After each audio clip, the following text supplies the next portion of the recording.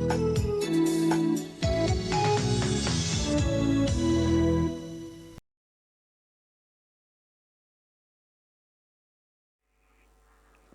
back. This is your show, The Leaders Font. Our guest today is Mr. Sam Asena, and we are learning a lot today about self-leadership, and we've covered quite some content. But I want to build up on the same. Karibu, welcome back, sir. Thank you. And thank you for the enlightening discussion. I want to just move on. Are there any more skills that you feel, because the biggest question is, how can I develop myself? How, the key word these days, maybe in motivational circles, is how do I develop a better me? And I think the key word is, how do I grow myself? How do I lead myself? Yes. We are talking about issues of decision making and other matters. So is decision making part of the skill? You think, many people struggle with those aspects. Do you feel that, how can I grow my level of decision making so that I'm able to lead myself better? It's very critical to self-leadership, your ability to make decisions and stick to them. They say it's okay to take time to arrive at a decision, but once you arrive at that decision, it's important that you learn to stick to that decision through thick and thin. That's interesting. Yeah, because when people begin to understand that this is what you stand for and this is what you have chosen to pursue, what you'll realize is that opportunities will begin to come around you that further your pursuit towards that particular goal. There are certain decisions which I call anchor decisions. Okay. Anchor decisions are decisions on which everything else depends on or anchors on. You can make one decision that decides 100 other things for you coming into the future. Okay. This is where the issue of vision becomes important. What vision are you pursuing? What goals and objectives are you following as an individual? Because the decision at that level makes all your other decisions easy to make. Okay. You know which opportunities make sense for you and which ones don't, because opportunities will always come. Okay. Opportunities will always come. So it's up to you to decide, does this one further my pursuit or does it derail me? Is this one meant to delay me or to propel me further forward with regard to whatever it is I am pursuing? Okay. So decisions are the mark of a leader, actually. Okay. A leader must be decisive. Okay. A leader must be decisive. You cannot keep people guessing about what you stand for, because very soon even you yourself will realize that you are out of control. If you don't become clear on what you stand for, even leading yourself becomes a problem, because you don't really know which way you're going to. Okay. And the same thing now happens with the people who are following you, because they are no longer sure which way you're going. So they will step aside and allow you to figure yourself out before they get back on the bandwagon. Nobody wants to follow somebody who is going around in circles. Nobody wants to follow someone who is pursuing 5 things at the same time. These things are unrelated, and they don't seem to be clear on which one is the priority. Okay. Yes. That's interesting. You did mention vision. Yes.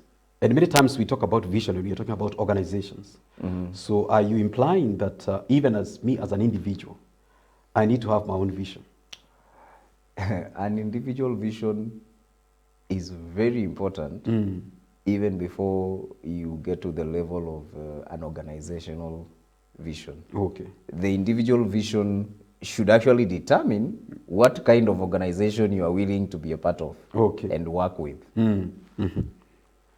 Why? Because the issue of dissonance and non-alignment is very huge. Okay. You don't want to be in a place that is pursuing something that is the exact opposite of what you believe in, the exact opposite of what you want with your life, you're going to be colliding with people over and over and over again.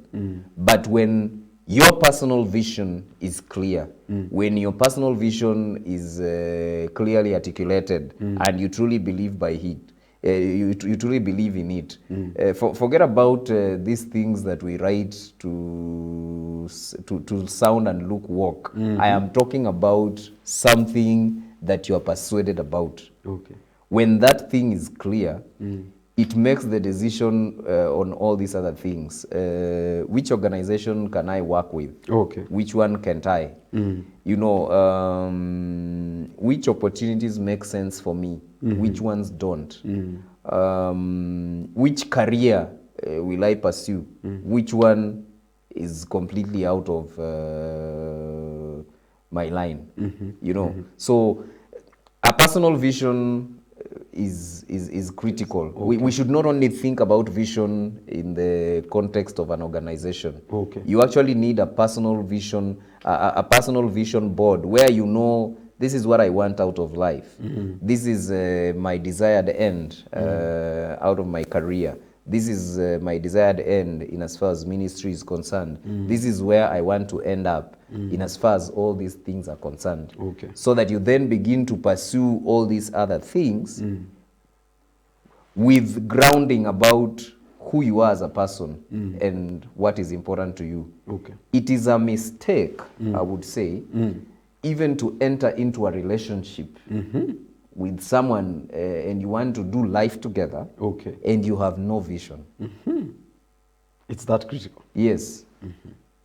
Because you're going to collide and collide and collide because no one is sure what the other wants. Okay. The best partners in anything you're doing, whether we are talking about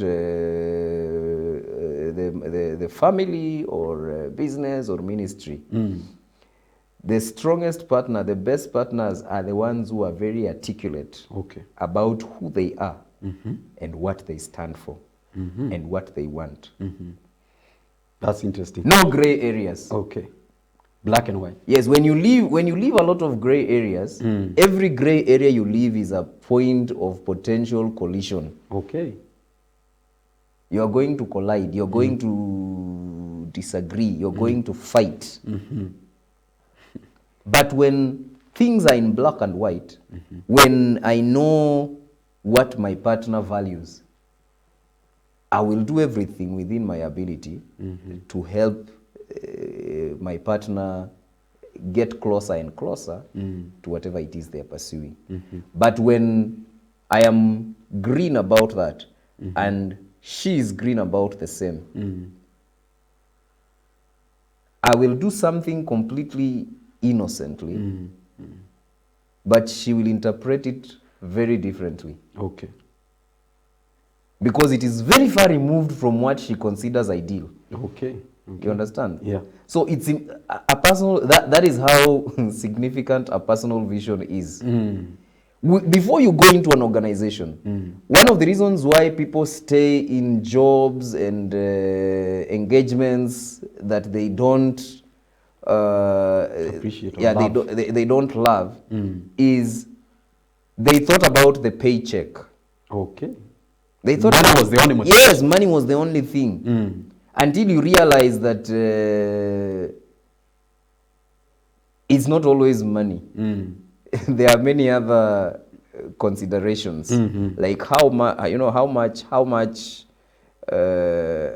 do our visions match and align. The company culture, is it a reflection of my own culture? Is this a place I would call home?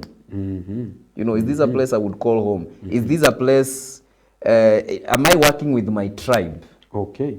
And tribe in this sense is not the ethnic grouping. I'm talking about people whose values align, people whose culture, in as far as work is concerned, if we are talking about a work setting, is the same. So am I working within my tribe? If I'm not working within my tribe, I might be taking that paycheck home, but I feel like a slave every time I'm at work. Okay. So I'm really waiting for when the work day will end so that I can go be myself. Okay. What's that? Yeah, that's definitely not the way to live life. I know I am saying this in a third world country. Okay, we stopped talking about third world countries. In a developing country, Okay. where jobs are hard to come by and people have to be in places, be in places where they don't necessarily believe. But you will realize that when you are at that point where Abraham Maslow calls self-actualization, when you're at that point, you want to be in a place where you are in alignment. Okay. With your values and what you stand for. Yes. At the bottom of the pyramid, we are all surviving. Yeah, survival is a priority. We are all trying to survive. But you realize that the moment you've got to the point where you're surviving, your considerations begin to change. You begin to realize that I actually need to be in a place where I feel like I'm making a significant contribution to the outcome. And I am doing something that resonates with my heart. Personal vision. That's interesting. So personal vision becomes very critical. Yes. In leading oneself. Yes. Because it forms, the boundaries within which someone can be able to make decisions. Yes. And so to say. So the question then becomes the aspect of consistency. Because I believe many of us, or most people, at one time in their life, they wrote down a vision somewhere. Yes. They went to a seminar, they went to a workshop, and the trainer or the coach talked about a vision, and they wrote it somewhere. Yes. So for me, the question then becomes, and I think that becomes a question for majority of the people, how do I become consistent on the so-called vision and values and trying to develop myself, staying on what you call the focus? How do I keep myself focused? Maybe you can help us there. A number of things that you can do. One is you need to devise your goal or your vision and break it down into little tasks. Okay. Here and there, because the human brain loves accomplishment. Okay. You see, the moment you begin, you take the first two steps and you look back and you realize I have moved. There are parts of the brain that celebrate and they are like, yes, that's the way it was supposed to be. That can help with consistency when it's broken down into small bits, such that you at every turn you have a little milestone to celebrate. You have a little thing that you have done that is worth celebration. It brings that consistency and it maintains your motivation and your momentum. Number two, we must talk about something again that Dr. Benjamin Hardy calls forcing functions. Okay. Forcing functions. I'll give you an example. There are times, especially when you're a bachelor, you don't feel like washing your clothes. A forcing function would be for you to soak them. Okay. Becomes you initiate. Yes. The moment you soak them, you have tied yourself to making sure that they are washed and done.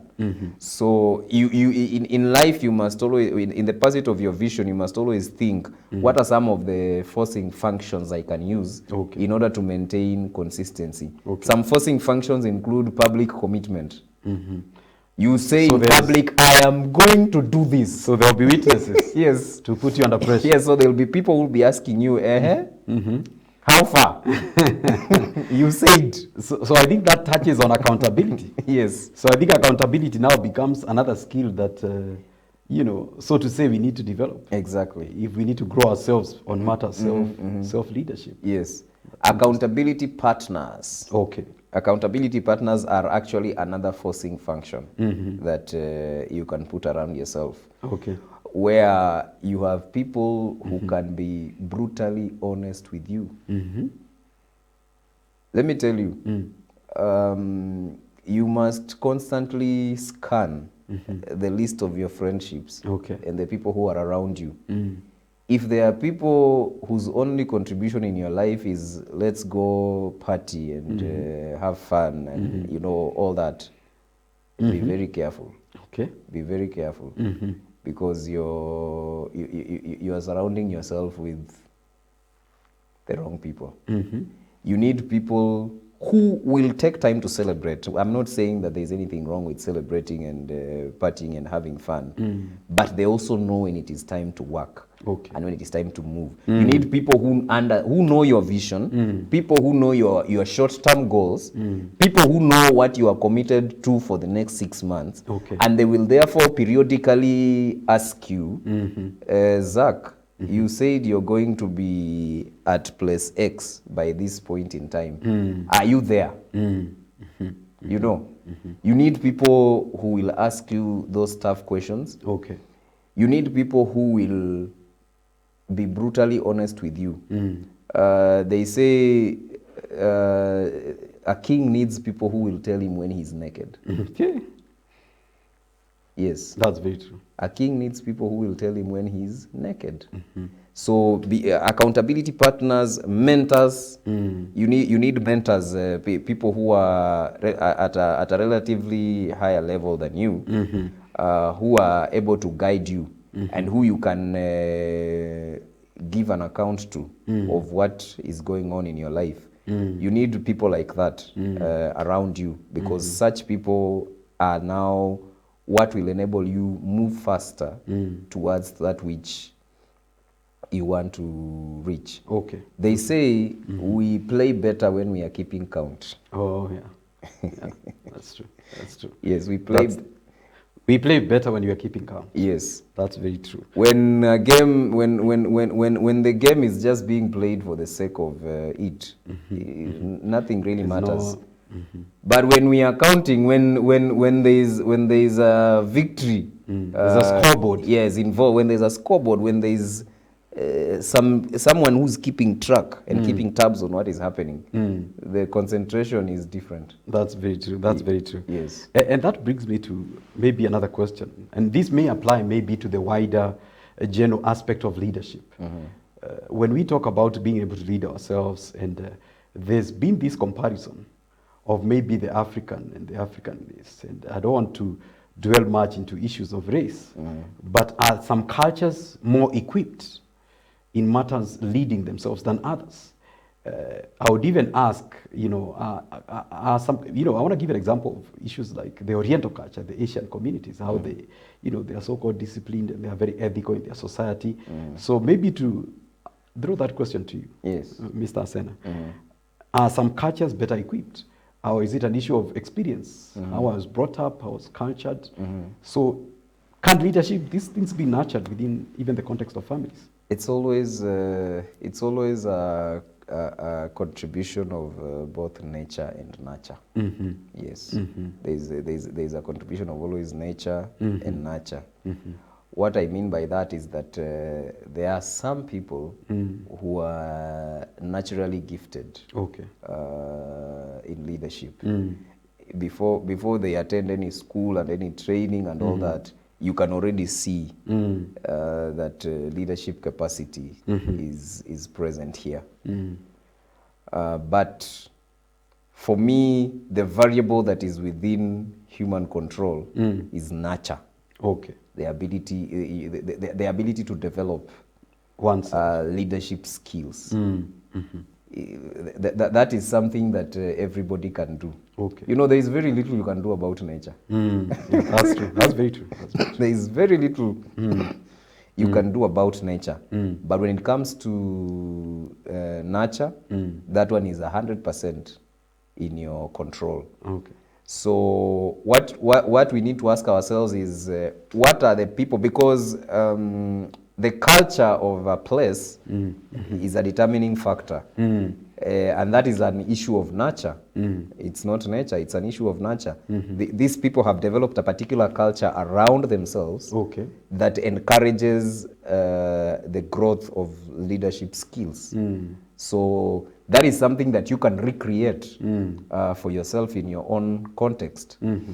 You can attend classes and training. You can expose yourself to situations that require leadership, and through that you are able to grow your leadership skills. You need not run away from leadership responsibilities. You know, every time that they are asking for somebody to step up, do not be one of those who is hiding in the background and saying, wacha wale wengine watoke. It's not about that. You must always avail yourself. You must always be ready to take up the opportunity and to show leadership. Part of the growth comes on the job. Yes. So you will not run away from those responsibilities and grow as a leader. A leader is born sometimes out of adversity. Okay. Yes. Okay. There's a gentleman who raised his children to be grandmasters at chess. Okay. Most of them, before they were 21, they were already grandmasters, and they were all girls. That's an interesting. Yes. His name is Laszlo Polgar. And he says that genius is not born, It's made. but trained and educated. Wow. Yes.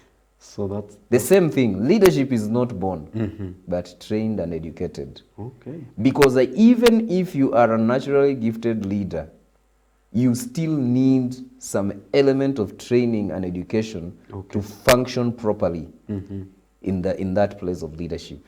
Yes. That's interesting. Now, let me ask this question, because having gone through the skills that we need to nurture to grow and develop ourselves as far as matters self-leadership is concerned, and I think you've touched on a bit of it, but I think the question would be, then why do so many people fail? Because I want to assume here that part of the so-called failed leadership in organizations, and I think that's a big discussion in the African continent, talking about leadership from the family level to, to the organizational level, even to the, to the nationwide level, in many countries in Africa. So when we talk about, assessing the leadership, even at an individual level, self-leadership, why do so many people then fail at self-leadership? They fail partly because they refuse to accept that they need to grow themselves as leaders. What do I mean by that? The fact that you are in a position of leadership, for example, does not mean you will lead. That's interesting. So leadership is not position. It's not the title. No. Okay. It's not position. Leadership is the ability to move things forward. Is the ability to show people the vision and show them that you are first in line and ready to pay the price to make the vision a reality. It's not about driving people. Okay. It's not about driving people. It's about telling them that this is the way that we need to go. I am going this way. Follow me so that together we can get there. Okay. That is what is leadership. Yeah, that is leadership. So the idea, many people have the problem of, I am comfortable where I am. Don't come and rock my boat. And the moment that happens, you are on your way down. Okay. As a leader, the moment, now I'm talking about self-leadership. The moment you become comfortable in your own skin and say, I am not going to I'm not going to change anything. I'm not going to fix it because it's not broken. The moment you say that, you have set yourself up for failure. Wow, that's quite interesting. Number two, you surround yourself with yes men. Everyone wants to be praised. Yes. You surround yourself with yes men. So everything you propose, yes. Everything you want done, they just rubber stamp. yes. You don't want critical thinkers around you. You don't want people to question your intelligence. Let me tell you this. If you're the most smart, if you're the smartest person in the room, you need to change your room. So if I'm the smartest person in the room, Yes. I'm in the wrong room. You're in the wrong room. You're in the wrong room. You need to look for a room where there are smarter people than you. Oh. Constantly. Okay. Yes. Okay. Because you might enter, why I'm saying that, you might enter a room as not the smartest, and in a short while you realize, I am the smartest. Move. That's interesting. Yes. Let me build up on something there, because you did give part of the reason why there's so-called failed leadership. It begins with self. Yes. Then that brings the aspect of stewardship. I see a connection here between leadership and stewardship. Yes. And stewardship here, we're talking even about being able to steward our own gifts and talent and skills, because that's mainly what we're talking about. So what do you see here as that connection in terms of my ability of being a good steward that translates to my leadership abilities?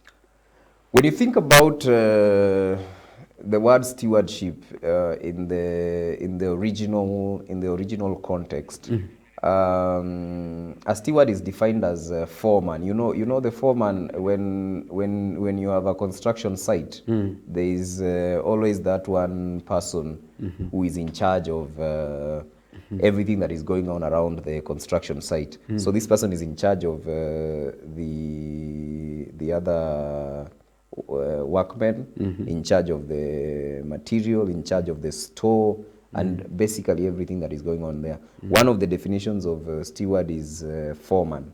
The other definition is manager. A steward is a manager. When you think about it in the original usage of the word. So a steward is basically one who manages or takes care of what does not belong to them. Manages or takes care of something on behalf of someone. And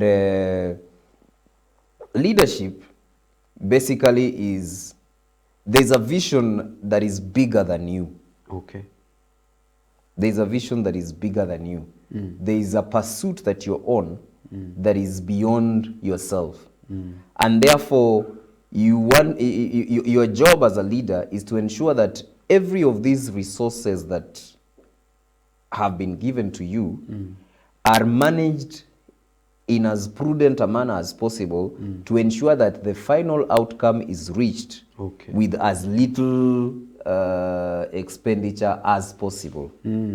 That is part of the reason why you are compensated. Okay. If we are talking about it in a corporate sense, that the objective can be accomplished by using the least amount of resources. So you are providing direction, but you're also managing the people, the material. We talk about men, material, what else?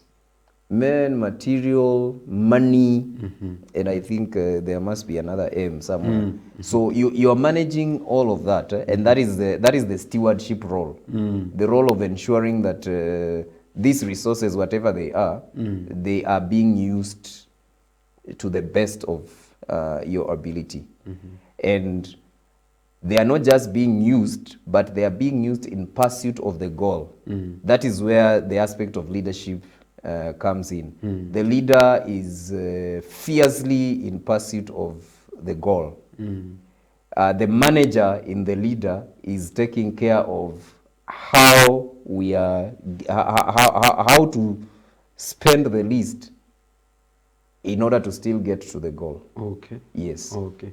So to the extent you succeed in stewardship, to a higher extent, yes, it translates to victory, or rather to success. Yes. On leadership, whether self or at an organizational level. Exactly. Because you're going to be judged on the basis of what you had at your disposal and what you did with it. That's really all that matters. Nobody's going to ask you for more than what was put in your hands. Nobody's going to expect. Nobody really expects miracles.